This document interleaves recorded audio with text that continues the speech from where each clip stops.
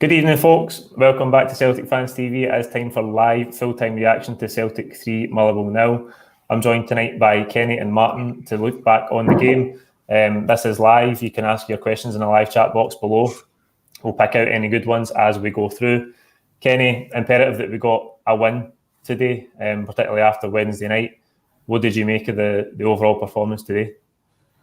Yeah, I mean, on the face of it, 3-0, you think that's a routine home victory. I don't think it quite felt that way. Certainly not for 38 minutes. It was a bit heart and mouth stuff. You felt that maybe Lennon's starting 11 was maybe him just standing by his own personal pride and trying to disprove people rather than do something for the greater good of the team. And I think it kind of looked that way. I mean, if it wasn't for a brilliant piece of individual bravery by Callum McGregor and a pretty one-off finish from Forrest, we could have been getting in stuffy at 0-0 at half-time. I think Christie, as a striker, that experiment, if you can even call it that, is dead in the water.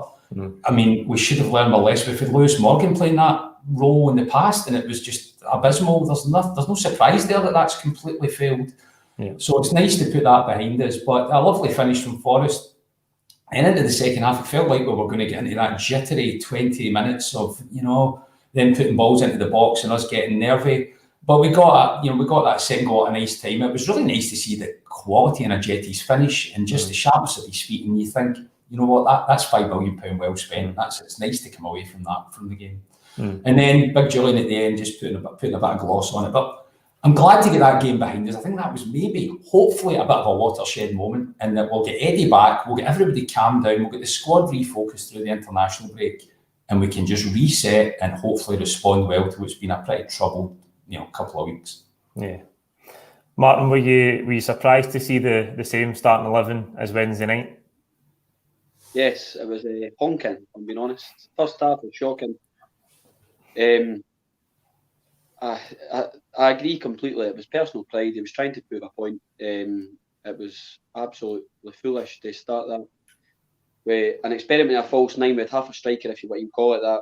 It just didn't work out, and I can't for the life of me understand why Frimpong starts on the bench. Thought the starting 11 was just odd, but it's 3 points. That's the most important thing. Last season, the entire season changed when we started playing 3-5-2, and you can argue that systems work with personnel, and at the moment we don't have that because Edwards, our main man, and he's unfortunately injured. I actually thought Ajeti looked all right when he came on, but you just see the difference having a natural, normal striker, somebody that can break channels, somebody that can actually have the intelligence to run in behind, take players away, show for the ball. He looked all right. His finish was good. I don't know what was happening with the defending at the time, but it was a really good finish, and I'm chuffed for him. Lamala should have scored. That was a sitter. I didn't want to hammer him too much. I just didn't think he's Celtic quality. I just think he looks so far off the pace. He definitely does not look like a £1 million player anyway. But the initial formation I thought was wrong. The team selection I thought was wrong. We looked like a different team in the second half when we went to 2. Forrest got moved over, and that made a big difference. I thought Callum McGregor was tremendous, but in the main, I'm not a fan anymore of Brown, if I'm being totally honest. Not that I'm not thankful for his service and think he's still got performances in him. I just don't really necessarily think he should be starting games, and he slows the tempo down. He brings everything to a halt, and then you just see how much better Callum McGregor is when he advances and takes a step up. Yeah. He's better utilised further forward, and I just think his skill set, and even today, he shouldn't be playing as an 8. He could be almost playing as a 10. He's magic when he goes forwards. But I don't know what his decision making was today, but I thought it backfired initially in the first half.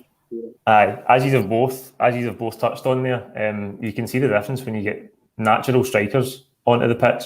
Kenny, in the first half, it was lacklustre. I thought we just went through the motions for 30-40 minutes. And it's not until Motherwell actually come up the park and have an attack of their own that we're able to cut them open and get in behind them. And it's Callum McGregor carrying the ball up the park, beating a few men and playing in James Forrest. Yeah, I mean, but it's all come from the fact we're not playing with striker. Christie, if you watched a heat map of that game, I'm sure Christie would be playing in his normal number 10 position more often than not. And that's where in Cham's position, so it doesn't just lose a striker. And Cham's completely stifled by it and confused by it. See, just on that, I don't know if you've seen this during the week. There was an average position map. I don't know how legit it was, but there's an average position map for Wednesday night that showed that Christie and Cham were basically occupying the same position over the course of the game. Well, that doesn't surprise me in the slightest. So it almost means you're not playing with a 10 either, because they're running into each other and they don't know who's the responsibilities are confused. The balls into the box are a waste of time. You'd be as well just putting it out for a shy, because you're flinging balls into the box, and how many times are they uncontested headers? Their centre halves are not playing. They're playing on a post almost, which means the rest of our defenders can get into shape, and it's so easy for Motherwell to play against. Hopefully we'll never ever see it again. I mean, we've got 4 strikers on our books. After the international break, hopefully at least 3 of them will be fit, and Griffiths, we don't know, but I mean, it's a bit of a question mark. But as the one saving grace is, hopefully this is a bit of a unique point in the season where we've had this ridiculous system of no striker. Mm-hmm. But that was the sole reason why everything never happened in the first half. And I mean, I would have started Frimpong as well. I thought he was a certainty to start. Why not start Frimpong when he's look at what he done when he came on? He caused absolute bedlam when he came on. I mean, we could have scored another 2 or 3 goals just by his contribution. So, I mean, I don't want to sit here and absolutely assassinate Lennon, because I still stand by him. I think we need to keep some perspective. But he disappointed me with that starting 11. Martin, it was a good finish for Forrest. To be fair to him, he's coming for a bit of criticism at the start of the season. Hasn't scored for a wee while. It seemed a bit like he was letting out some emotion with the celebration as well. Definitely. Meant a lot to him. Probably a good thing he's not got Twitter, actually, because he's been absolutely tanned on it. But he doesn't live in a bubble. I'm sure he's read some of the criticism, and he's probably aware as well as a professional football player that some of his performances just haven't been at the standard that's expected, or certainly what he played in the couple of seasons under Rodgers. But I think it meant a lot to him. It was some finish, to be fair, it was some strike and a pretty stalemate first half and boring first half. It meant so much to him. Empty stadium, I think a lot of emotion came out of him when. So it was good to see, and I thought he played very well actually in the second half. He started coming inside, hit the bar. I thought he played a lot better. But the goal clearly meant a lot to him. And I was chuffed for him, to be honest, because I want him to play well. I want all the Celtic players to play well. I just think that some of them, if I'm being honest, just they're not good enough at that level. And primarily, I would say Taylor. I mean, honestly, I think that lad would pass a penalty back. He's a fast Lewis Stevenson. He'll run forward, check, turn back. He's got no imagination. He cannot beat a player. And if you look at his counterpart and you look what Frimpong can do, even the one where the ball came through him, he lets it run through his legs and he tortures him, takes him down. I think he got fouled about 5 times with Grimshaw. And you just see his natural ability, how he gets to the byline, his ability to take players on. We just didn't have that on the other flank, and it will cost us invariably going on further in the season. But I'm not going to get too critical today, and I'm equally not going to get too happy. It was 3 points, job done, but there's a lot of work there to be done. Yeah, absolutely. If people think that it's acceptable to have a strategy, and we were talking about this in the week, and we'll maybe touch on it later, I'm not sure, but if people think it's an acceptable strategy just to try and stay 1 point ahead Rangers, then they're fooling themselves. If they didn't think there's a title this season, then they're in cloud cuckoo land. This season will be tough, and we need to improve massively if we're going to kick on and try and win this league, especially after the disappointment of Wednesday. 100%. Martin, Kenny, sorry, we seen a substitution at half time. Klimala came in, El Yunusi came off. Do you think that's reflective of El Yunusi's form in any way, or do you think it could have been any one of 2 or 3? I mean, maybe Lennon's deep down knows that he shouldn't be playing Christie. He's getting a bit lucky 1-0 at half time. He's thought, okay, I can kind of say I've proved my point. I actually need to get real here and change this and take him off. That's probably what's happened. El Yunusi he's been a bit frustrating this season. He seems to be a mix of either out of this world or a bit of a non-event.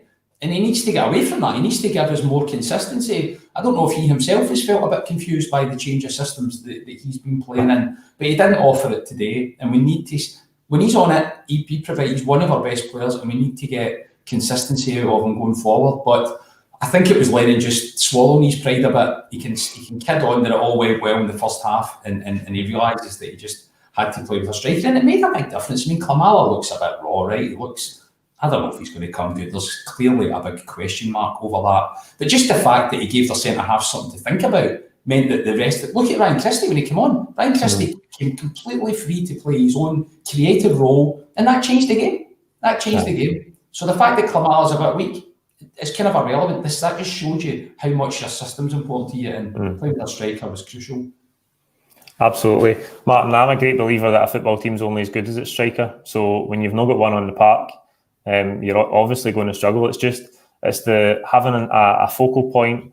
It's the movements they make. It's they know where to be. They've got a goal scoring instinct, and you can see that maybe a little bit when Klimala came on, but then when Ajeti comes on, it's quite a good move for the goal. Christie plays a great switch to Aya.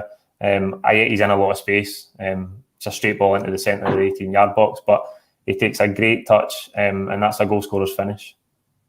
Definitely. A team like Celtic, you could maybe argue different teams have to play different systems, and you have to accommodate for the personnel that you're playing against. We play in the SPL, and not to be too disrespectful to teams, there is no justification, in my opinion, for a club like Celtic to be playing an SPL game and play without a striker. None. There was 2 on the bench. You cannot have a situation where you're not playing with a striker at Celtic Football Club at home against Motherwell, or in Europe in a must-win match over 90 minutes against a team from Hungary. It's absolutely and utterly ridiculous. It's the sort of stuff that Levine got absolutely tortured for, and now you've seen it 2 games in a row. It's outrageous. Do you think? See, I didn't touch on this the other night. There's so much to cover, I forgot about it. But I think with Lennon at times, it seems to be a trust issue. I don't think that it was the fact that Klimala's not fit enough, or that maybe Ajeti isn't fit enough because he's not played a lot of football in the past year or so, and he's only been in the door a couple of weeks. But I think it's a trust issue. He didn't trust Klimala at the start of the other night, and even again today. He doesn't trust him in the slightest. He doesn't think he's good enough. I question who signed him. I don't know if it was a scout. I definitely don't think it was him. But he doesn't fancy him. It's got nothing to do with, you're going to always get these excuses. He's got a niggle or a knock. There was nothing wrong with the laddie. He's fit as a fiddle. He got a decent season. As far as his fitness is concerned, I think he's there. As far as his ability is concerned, I think he's miles off. I just don't think he rates him. You can see I personally think there's a real gulf between him and Ajeti.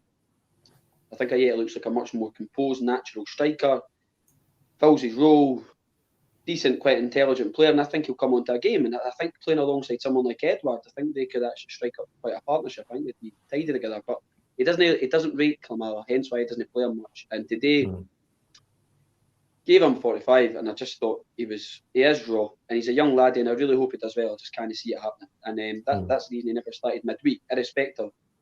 I just still don't think there's an argument to be had. You should not be playing a system at Celtic where you don't start with a striker. You lose your focal point. It changes the shape. It changes the dynamic of the game. You completely and utterly lose the rhythm of the match because you've got nothing to aim for up top. You see the difference when Edward's on. The boss sticks to him, and he brings people into play. He's able to play in behind. It just totally and utterly changes the dynamic of the game. So I just think it's unexcusable, and I think instead of chucking players under the bus, I think he needs to start taking responsibility and being able to take the brunt of it and be able to say, no, that one's on me, because it was his fault. Absolutely. I think after the second goal, Kenny, the game did really open up. Klimala goes through 1-on-1 straight after the second goal, should score. But one of the factors you have both brought up already is Jeremy Frimpong came on. A lot of energy, driving runs, committing defenders, getting by people with his pace. And he was instrumental in really opening the game up for us late on. I think he got the assist for Julien's goal as well. David Griffiths is saying the energy that he brings is fantastic. And it's clear to see that, isn't it, every time he comes on. I think still he could do better with his end product at times, but the energy he brings is undoubted. Yeah, and it's constant. I mean, it's when does he ever come on and think, well, Frimpong's been a bit of a letdown? I mean, he's causing chaos in every single performance. I agree with you on his final ball, but he's only 20, 21. I mean, forget that. He's hardly played any senior football. We've just found a little diamond from somewhere. So the question is he your starting right back? Because that was up for grabs, I think, before the Ferencváros game, because Elhamed, at that point in time, we thought, well, he's a real warrior of a right back. There's a lot of stealth there, perhaps, which Frimpong doesn't have. But he found himself to be a bit weak on that evening. And if that jersey's up for grabs, I think now the balance of that swings to Frimpong based on just how much he dominated and changed that game. Okay, it's an easy time to come onto a game when they're a bit stretched and you're in a lead. But you can't ignore his pace. Nobody can cope with his pace. I've yet to see a fullback that can handle his pace. You would need to go at a pretty high level, probably in Europa League or maybe Champions League level to actually handle that speed. Now he's raw and the end product's not always there, but to have someone like that in our ranks is a big feather for us. So in my view, he's now the starting right back. Now Hamid's got to try and get that jersey off him because he's not that weak defensively either, Frimpong. He uses his pace and intelligence well at the back. So yeah, delighted for him. He was a complete standout. Aye, that boy Grimshaw at left back is relatively quick for Motherwell, but you see like Frimpong's getting by him at ease, and he had to foul him a couple of times. I want to get brief, and I'll underline the word brief, reflections from both of you on Wednesday because neither of you were on Wednesday night. Martin, how would you split up the responsibility for these Champions League European letdowns that we keep having, where when it comes to knockout ties and qualifiers and in the last 32, we seem to be getting consistently now put out by teams who have lesser resources and are smaller than us? Well, I'll keep it brief, but it's systematic failure and it starts at the top. And you need to look at it holistically. You can't just always point the blame at, say, a manager or even individual players like the pass, stroke, tackle, Hamed and things like that.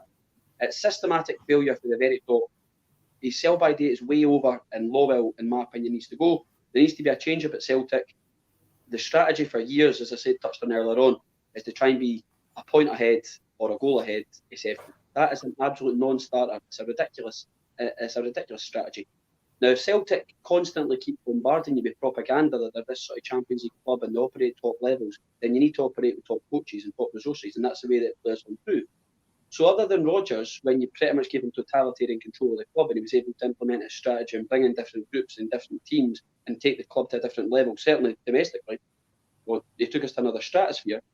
What we should have done after that was improved on that, but Celtic always do the exact same thing. They go for a position of strength and then they'll weaken it. They've done the exact same after Seville and they've done it there forward. If you look since Lowell came in, going forward since 2004, we've never won a knockout game of football since we got beat with Barcelona in 2004. 16 years. So it's not just the last couple of years. As a club, we keep getting this propaganda that we're a Champions League club, but we're not. You cannot have a situation where you claim to be one thing and in fact the reality is something totally different. So if they claim that they're a massive club and that there's relevance and yet their ambition is only to succeed in Scotland, then it's flawed. And you get these arguments all the time, but we need to concentrate on 10. 10's is, do you really think top players are going to be lured to come to Celtic for potentially winning a Scottish Championship on 10 occasions? It doesn't mean anything to these guys. You want to have the best resources with the best coaches to bring on the best players.